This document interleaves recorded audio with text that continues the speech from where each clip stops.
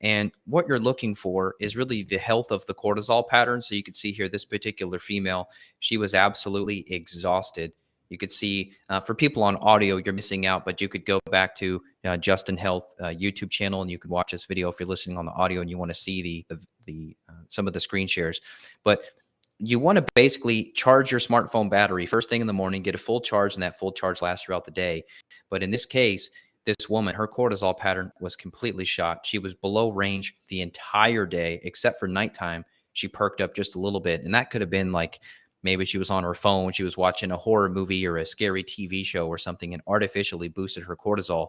But this is the real issue. So no matter how clean your water is, if your cortisol pattern looks like this, you're going to be absolutely exhausted and you are going to deal with stress terribly. You're not going to deal with stress. How many people are you seeing like this now versus maybe 5 years ago? Do you feel like it's becoming more common or no? Yeah, I mean, it's always tough because I'm seeing a large percent of the population that have chronic health issues, right? So I'm always going to get that slice that's going to be significant. But yeah, this type of pattern is a big deal, right? Because not only is it's a sign of you being chronically stressed and depleted, but this is a reverse cortisol rhythm.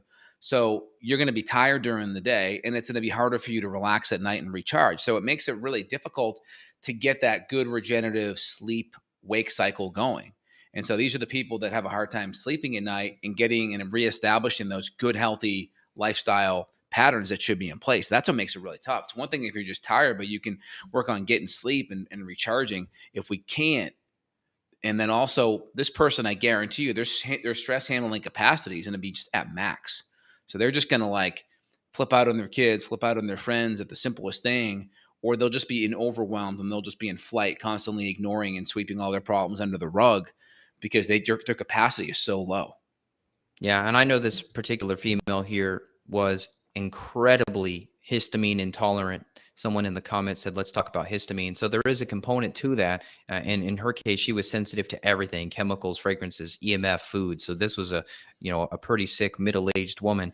But I mean, everything was completely crashed here. And so you and I wanted to talk about some of the herbs. Now, if we jump right into one of these papers on what's called magnolia and philodendron, this is a blend actually. And it's usually under the patented name Relora. Some of the professional products you and I use contain Relora.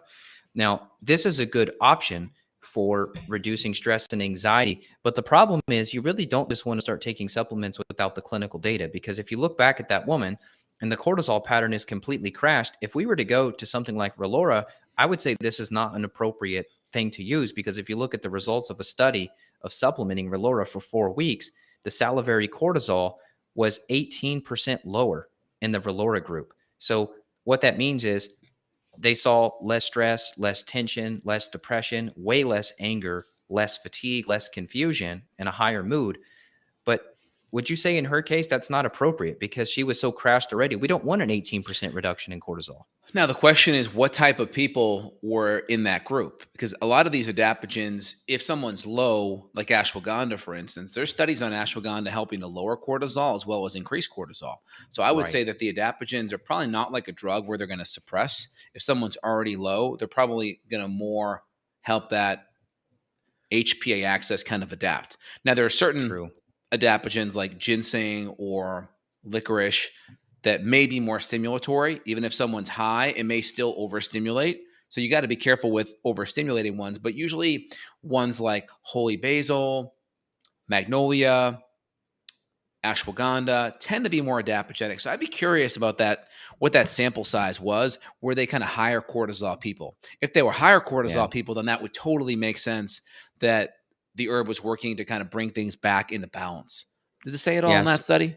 We assessed salivary cortisol and psychological mood in 56 subjects, 35 women, 35 men, 21 women.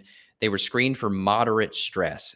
So that would have been interesting if they would have came in and did a cortisol panel on all these people and showed the before and after. But that's okay, because you and I have seen this a lot clinically. And as you described, we like to just give the nutrients to let the body do what it needs to do. Meaning we're not coming in with Cortef necessarily and cranking her up. We're giving HPA axis support, and the body can figure this out on its own in many, many cases. And the fact that a lot of these symptoms improved, it's probably not a low cortisol person making their cortisol lower, because those symptoms would get worse, right? They would actually, they Yeah, wouldn't the be fatigue. improving, right? So the fact that they're coming down, there's probably an improvement. So I imagine these people had higher cortisol patterns to begin with. And that would make sense. But that's why we don't even go all in on just any herb, right? We're making these diet changes. We're getting the inflammation down. We're increasing nutrient density. We're also providing all the cofactors to help your adrenals function better, whether it's vitamin C, whether it's pantothenic acid, B5, whether it's B6. I have one study in here talking about B6 and magnesium actually works better than magnesium alone. And part of that is you need cofactors for these nutrients to work better. And a lot of your brain chemicals actually have cofactors for a lot of these conversions of serotonin and dopamine and norepinephrine to happen. You need a lot of cofactors. And then we can kind of go more into the category of like, well, if your diet's crummy and you're eating a lot of sugar or inflammatory foods, you can actually deplete those cofactors more. Or if you have mold exposure, you may be depleting your B vitamins and your folate and your B12 and your B6 for methylation purposes, because that mold exposure is revving up those methylation pathways. You may be utilizing more of your N-acetylation and glucuronidation pathways for glutathione and N-acetylcysteine, right? Your sulfur aminos may be depleted as well. And also, chronic stress does deplete sulfur, because you need sulfur to actually activate dopamine to norepinephrine. And so when you look at those pathways, the more stressed you get, you will actually deplete sulfur. And when you don't have enough sulfur, if you have mold exposure coming in, you see how you have a toxin on this side and then you have stress over here, and you're kind of burning that candle at both ends.